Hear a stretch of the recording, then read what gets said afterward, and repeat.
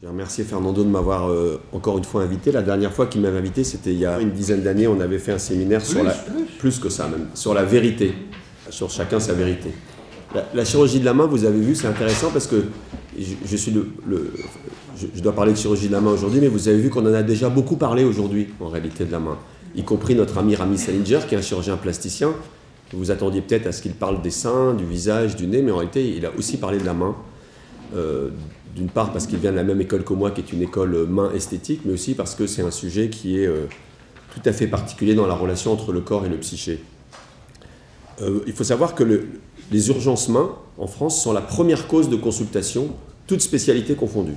C'est-à-dire, avant une urgence cardiologique, avant une urgence gastro, avant une urgence de n'importe quelle autre spécialité, la première cause d'urgence, c'est une urgence main. Donc ça semble toujours un peu anecdotique quand, dans un dîner, on me demande ce que je fais comme métier, que je explique que je suis chirurgien de la main. Quelqu'un qui n'a pas été victime d'une blessure ou qui n'a pas été opéré me regarde d'un drôle d'air, en disant chirurgie de la main, mais il ne peut pas y avoir beaucoup de pathologies. En fait, tous les gens qui sont venus à nos consultations savent que les consultations de chirurgie de la main sont bourrées, qu'il y a des milliers de patients qui sont opérés chaque année. Et comme je vous le disais, la première cause de consultation en urgence, c'est la chirurgie de la main. Je commence par une petite polémique très intéressante entre le 5e et le 4e siècle, entre deux grands philosophes. Alors Anaxagore, vous ne le connaissez peut-être pas. Il fait partie de ces philosophes qui n'ont pas laissé de texte, mais qui ont été cités par Diogène Laërce, qui a écrit un bouquin au IIIe siècle, qui était un philosophe grec du IIIe siècle, et qui, vous le savez, a écrit un texte qui s'appelle « Vie des philosophes illustres », et qui, en fait, parle de beaucoup de philosophes que l'on ne connaît que par lui. Il est surtout connu pour avoir précédé Lavoisier. Vous savez, Lavoisier dit « rien ne se crée, rien ne se perd, tout se transforme ». Il avait dit avant ça « rien ne périt, rien n'apparaît, mais les choses se recombinent entre elles, et parfois elles se décombinent ensuite, et elles s'individualisent ». Donc il avait, avant Lavoisier, inventé ce concept, mais là, c'est pour autre chose que j'en parle. Et là, le livre que vous avez à côté est une édition du XVIe siècle de Diogène Laërce, qui cite, vous voyez, tous les philosophes, Anaximès Pythagore, Anaximénès, Anaxagoras, qui est donc celui-là. Et il dit « l'être humain est intelligent parce qu'il a une main ». C'est-à-dire que, contrairement à Aristote, qui, évidemment, de façon très aristotélicienne, dit « parce que l'homme a un cerveau, du coup, il a eu une main », en fait, Anaxagore dit le contraire. Il dit « c'est parce qu'il a eu une main », et vous savez que les modifications physiques, elles se font sous forme, par deux pressions. La première, c'est le hasard et les mutations, et la deuxième, c'est la pression de sélection. C'est-à-dire qu'il y a des mutations qui se font au hasard, qui transforment le corps des êtres, et ces mutations peuvent donner un avantage ou un inconvénient.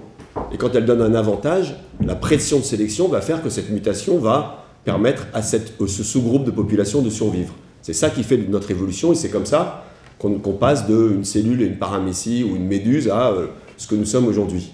Okay ? Donc, ça c'est intéressant parce que lui, il dit l'homme a une main, et parce qu'il a une main, son cerveau s'est développé. Donc voilà, bon, je ne sais pas qui a raison dans les deux, mais je trouve que c'est très intéressant comme polémique parce que moi j'ai tendance à être plutôt anaxagorélicien. Voilà. Diapositive suivante. Alors dans l'évolution de l'homme, justement, j'en parlais, il y a un truc très intéressant que l'homme a et que les autres animaux n'ont pas, c'est l'opposition du pouce. Alors en fait, les primates supérieurs, qui d'ailleurs partagent des ancêtres avec nous, vous savez que les hominidés, il y a 6 ou 8 millions d'années, il y a une branche à un moment qui se sépare. D'un côté, il y a les chimpanzés, les bonobos, les gorilles, et de l'autre côté, il y a les homos, et puis nous, un petit peu plus tard. Donc ils ont effectivement, comme vous pouvez le voir, une opposition, mais ils ont un tout petit pouce, donc en réalité, l'opposition ne leur sert à rien, puisqu'ils ne peuvent pas fabriquer des objets. Et la grande différence entre nous et les hominidés, et les primates supérieurs, par exemple, qui sont des animaux extrêmement intelligents, avec des vies sociales, des vies sexuelles, de l'humour, tout ça, etc. Mais par contre, ils ne fabriquent pas d'objets. Ils peuvent servir d'un objet pour casser un autre. Ils le font par exemple pour casser des noix, ils prennent une pierre, mais ils ne sont pas capables de fabriquer quelque chose et donc de modifier le monde. Ils font une petite tribu dans la forêt, puis quand ils s'en vont, c'est fini. Au bout de quelques jours, il n'y a plus rien, ça a disparu. Alors que nous, on est capable de laisser des choses plus ou moins belles après nous. Et c'est très intéressant parce qu'on voit que l'opposition, c'est ça qui rend l'homme créatif finalement. L'opposition entre le pouce et les doigts, mais on peut dire aussi l'opposition tout court. Ça, c'est pour parler des régimes totalitaires. Diapositive suivante. Alors ça, c'est très intéressant, c'est un concept très connu, qui est ce qu'on appelle l'homunculus de Penfield. Penfield, c'est un monsieur qui a décidé d'essayer de dessiner un bonhomme dont les proportions seraient les proportions des zones sur le cortex cérébral qui lui correspondent. C'est-à-dire que sur le cortex cérébral, il a regardé la taille de la zone qui va à l'œil, la taille de la zone qui va à la langue, ou au sexe ou à la jambe. Et il en a fait un bonhomme avec les mêmes proportions.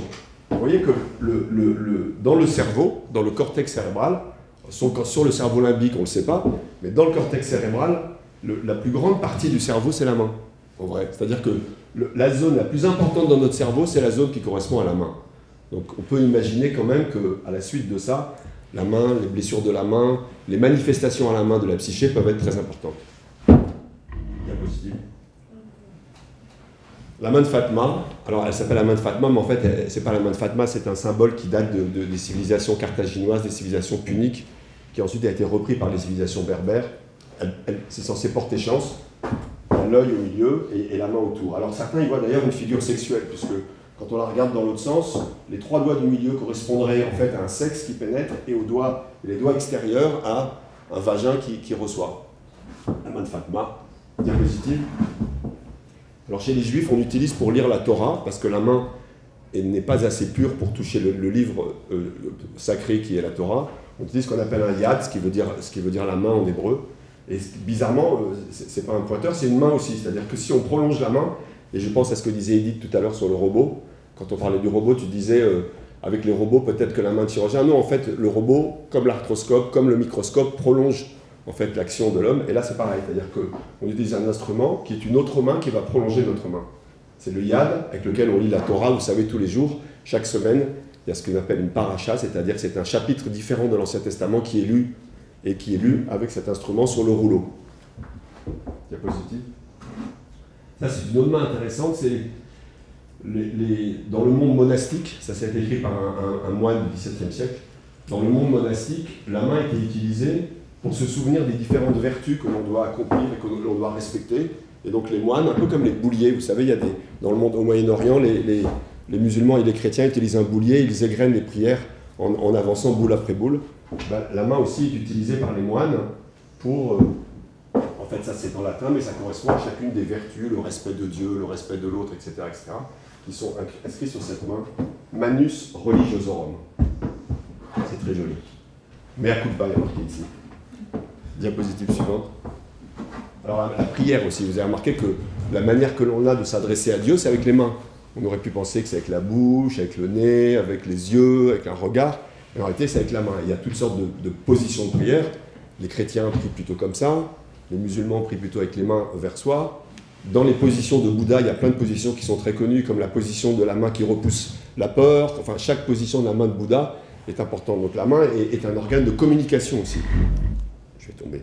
Et d'ailleurs, vous connaissez, il y a le langage des sourds-muets, par exemple, des malentendants, qui est un langage avec la main. Donc la main n'est pas seulement un organe qui permet de frapper avec un marteau, mais c'est aussi un organe qui permet de communiquer avec quelqu'un d'autre, mais aussi avec Dieu. Et d'autre part aussi, c'est Philippe Safar qui disait toujours ça. Il disait la main est très particulière parce que quand on parle de cicatrice, vous avez une cicatrice sur le visage, vous la voyez que quand vous passez devant une glace ou devant un miroir ou quand vous faites un raccord maquillage. Mais vous voyez vos pieds quand vous êtes dans des sandales l'été. Mais l'hiver, oui l'été je veux dire. Mais le reste du temps, vous ne voyez pas votre main. C'est le seul organe visible. Donc quand on a un problème à la main, évidemment que ça va retentir beaucoup sur notre psyché, mais aussi, quand on a un problème dans notre psyché, c'est un endroit pratique pour y mettre quelque chose puisqu'on va le voir en permanence. On ne peut pas l'oublier, c'est pas comme un truc qu'on met dans sa poche et qu'on oublie, on le voit en permanence et c'est le seul organe comme ça. Vous voyez, c'est le médecin qui parle avec ce patient, chacun voit le visage de l'autre, mais chacun ne voit que ses propres mains. Diapositive. Bon, évidemment, les lignes de la main, encore une fois, on a aussi trouvé dans la main que c'est là qu'on pouvait dire qu'on va vivre longtemps, qu'on a du cœur, qu'on a ci, qu'on a ça. Il y a toutes sortes de symboliques des lignes de la main qui fait que notre avenir, notre amour, notre vie ne peut être qu'inscrite dans la main. Le lien, c'est une photo d'une photographe que j'adore, américaine, qui s'appelle Jane Evelyn Atwood, qui a fait un travail magnifique sur les femmes en prison, qui s'appelle Trop de peine, et que je vous conseille de voir si vous avez l'occasion. Et ça, c'est au parloir, en fait. C'est une femme qui est avec son mari au parloir. Vous voyez le lien qu'elle peut avoir avec lui dans ce moment un peu rare qu'elle a, avec ses mains qui l'empoignent. Très belle photo. Alors aussi, c'est quand même marrant, parce que c'est un organe qui permet de faire pas mal de choses. On peut faire du bien, on peut faire du mal. C'est le même organe, c'est assez rare, hein, parce que on a peu d'organes qui qui ont des rôles différenciés. On a un peu les organes sexuels qui peuvent servir à éliminer, qui peuvent servir à avoir du plaisir, mais la main elle est très particulière aussi pour ça. Tout à l'heure, Rami en a parlé, Vlad aussi je pense, toi aussi. C'était notre maître Raymond Villain qui disait toujours ça. La main est le parking de nos angoisses, c'est-à-dire que on a beaucoup parlé tout à l'heure des conséquences, sauf Sylvie qui parlait de la même chose, mais des conséquences psychologiques des pathologies, par exemple le cancer du sein, les reconstructions, les maladies, la leucémie, etc. Mais ce dont parlait Sylvie et ce dont je parle là, et ce dont parle Raymond Villain, c'est le contraire en réalité. C'est les maladies à la main, comme elle en parlait au vagin, les maladies à la main de problèmes plutôt sur la psyché, ce que Rami, et tu l'as critiqué, appelait les choses psycho-affectives. Et en fait, je ne sais pas comment vous les appelez, mais en fait, certains appellent le cerveau, mais comme tu le disais, on n'a pas de tumeur au cerveau. Donc les manifestations de la psyché à la main. Diapositive suivante. On a parlé beaucoup, vous avez vu, d'algoneurodystrophie. Qui connaissait l'algoneurodystrophie entre vous, par exemple? Un tiers à peu près. Et vous saviez que l'algodystrophie avait un rapport, évidemment, avec la psyché ou pas? Qui savait? Donc les mêmes. Ok. En même temps, c'est normal parce que vous êtes là, donc sinon vous ne seriez pas là. Mais c'est très intéressant parce que dans la communauté médicale, il y a photo quand même. Les rhumatologues, les chirurgiens, les médecins, il y en a qui disent mais non, pas du tout, c'est dû à autre chose, etc. Dans notre expérience, en tout cas en pratique pour la main, c'est évidemment en rapport avec quelque chose qui est de l'ordre de la psyché. J'ai jamais vu une algodystrophie où je ne trouve pas une explication. D'ailleurs, je vais en parler après. Attends, avant d'aller en arrière. De toute façon, il n'y en a plus après. Après, je parle sans diapo. Ça, c'est une... Je ne sais pas si vous connaissez l'histoire du renard et la mousse. C'est ce que j'explique toujours aux patients quand ils ont du mal à adhérer à l'idée d'algodystrophie et de rapport avec le psyché. Les renards, quand ils ont des puces, ils prennent une mousse ou un morceau végétal dans la forêt et ils vont pénétrer progressivement dans un cours d'eau ou une mare ou une rivière. Au fur et à mesure qu'ils rentrent dans l'eau, les puces montent le long du corps pour arriver sur la tête du renard, puis sur le museau, puis sur la mousse, et à ce moment-là, le renard peut plonger sous l'eau, rejoindre le rivage, et il a tout laissé sur la mousse. Et donc, en fait, pour nous, l'algodystrophie, c'est vraiment ça. Maintenant, on ne l'appelle plus comme ça, on l'appelle comme ça, mais c'est-à-dire que c'est un endroit où on peut mettre toutes ces puces.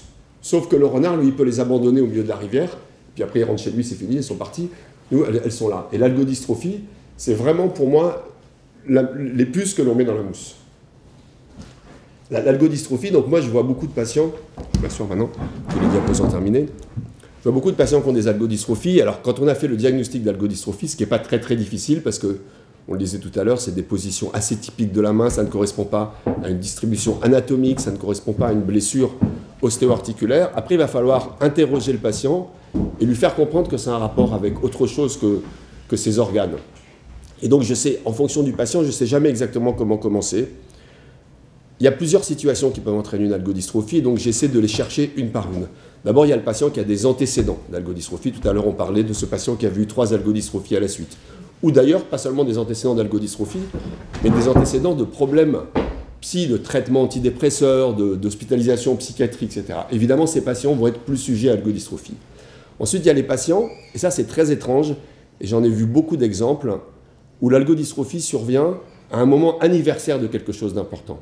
Pas du tout pendant quelque chose d'important, mais un moment anniversaire. Par exemple, la perte d'un être cher, et à l'anniversaire de cette perte, qui peut être plusieurs années, voire 10 ans après, une blessure survient pour autre chose, une chute, un accident, et cette blessure va très mal terminer, va très mal se compliquer, parce qu'il y a quelque chose qui se passe chaque année à cette même date, et cette chose à cette même date, elle va entraîner une complication sur la blessure que le patient vient de subir. Le plus souvent, c'est lorsque le patient a sa blessure à un moment très signifiant. Par exemple, une dispute familiale, une dispute conjugale, par exemple, le départ d'un enfant, un moment important dans la vie professionnelle, dans la vie privée. Donc quand j'ai fini de faire mon diagnostic d'algodystrophie, je dis en général aux patients, bon maintenant je vais vous poser des questions qui vont vous paraître un peu bizarres. J'aimerais savoir si tout va bien en ce moment, dans votre famille, dans votre couple, avec vos enfants, dans votre boulot. Alors là, il y a 2 attitudes possibles. Il y en a qui reculent, un peu surpris. Pourquoi vous me dites ça? Quel rapport? Regardez ma main, vous voyez bien, elle est toute rouge, elle est en sueur, etc. Si on amène progressivement le truc, moi je trouve que finalement, c'est pas aussi difficile que ça. et on finit quand même par arriver à leur faire répondre à quelques questions. Je dis voilà, je vais vous poser des questions sur leur passé, sur le truc. Et dans l'immense majorité des cas, on trouve quelque chose, soit à la première consultation, soit parfois à la deuxième ou à la troisième, mais dans l'immense majorité. Et ce qui est encore plus intéressant, c'est quand le patient est avec quelqu'un d'autre.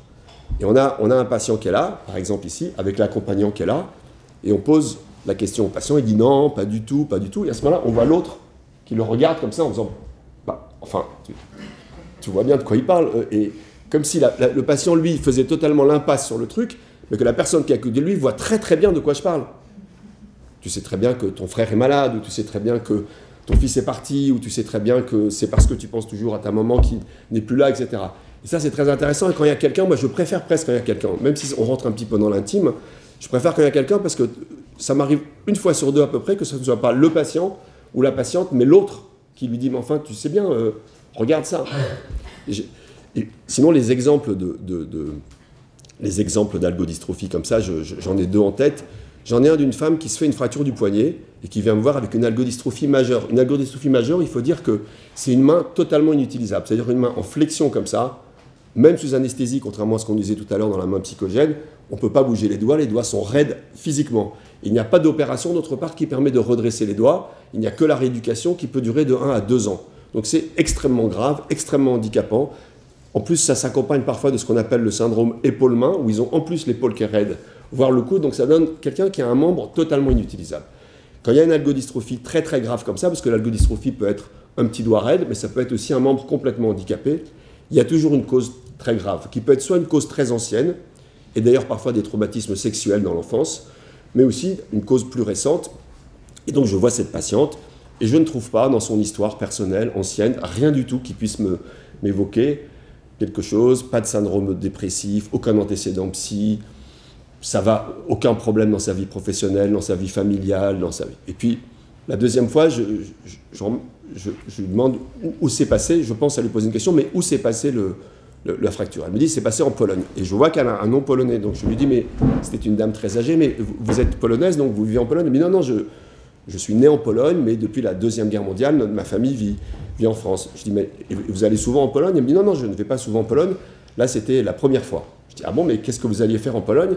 Alors, elle me raconte cette histoire incroyable, alors que juste avant, elle m'avait dit que rien ne pouvait expliquer son algodystrophie. Elle me dit, en fait, nous avons découvert récemment que mon petit frère, pendant la Shoah, était à Auschwitz. Nous avons toujours pensé qu'il était mort. En fait, il n'était pas mort, il avait été récupéré par une famille polonaise, et nous venons de le découvrir. Et donc ce jour-là, elle tombe, pour une raison absurde, et elle se casse la main. Et c'est tellement fort, tellement important, qu'elle ramène de Pologne ce bras qui ne fonctionne plus. Ça, c'était dingue. Et c'était ça après 2 ou 3 consultations. C'est-à-dire que les premières consultations, elle avait l'air de ne pas comprendre de quoi je parlais. Il n'y avait rien de particulier dans sa fracture. C'était une fracture toute bête, etc. J'ai une autre patiente qui va me voir avec une algodystrophie comme ça, et assez rapidement, je découvre que sa sœur a une hémiplégie. Et elle me dit d'ailleurs, dès que je lui montre qu'il y a peut-être un rapport avec ça, elle me dit « Ah oui, d'ailleurs, c'est marrant, docteur, parce que moi, c'est à droite que j'ai ma maladie. Elle, son hémiplégie est à gauche. Et souvent, quand on est tous les deux, on se dit « Tiens, c'est marrant, à nous deux, on a 2 bras. » Ça, c'était exceptionnel.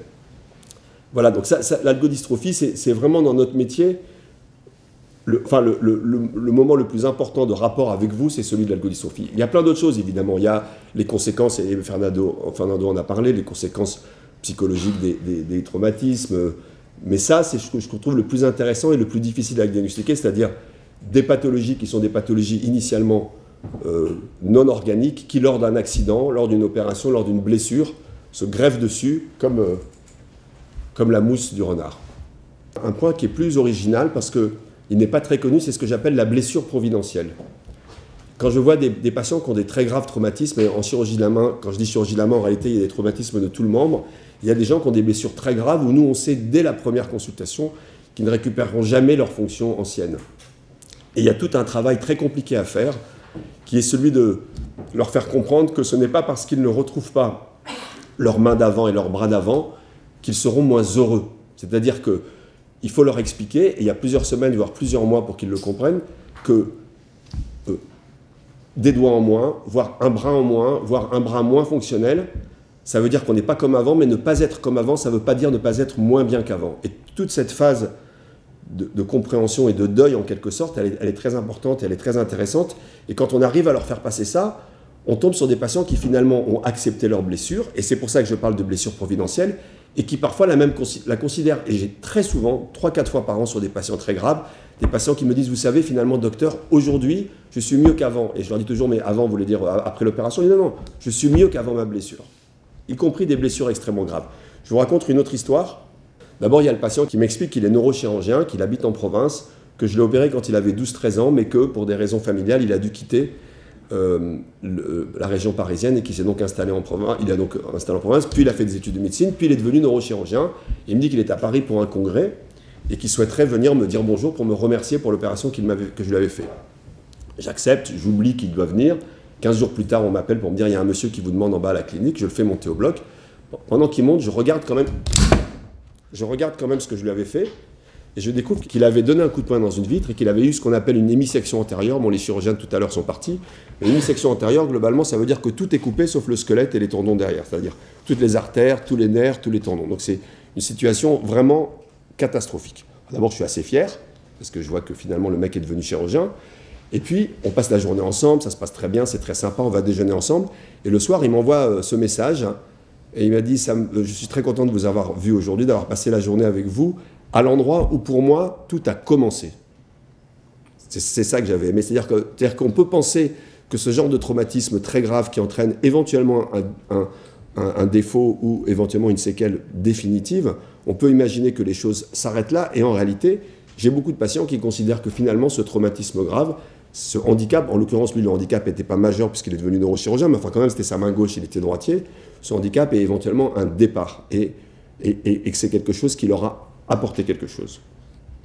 Voilà tout ce que je voulais vous dire.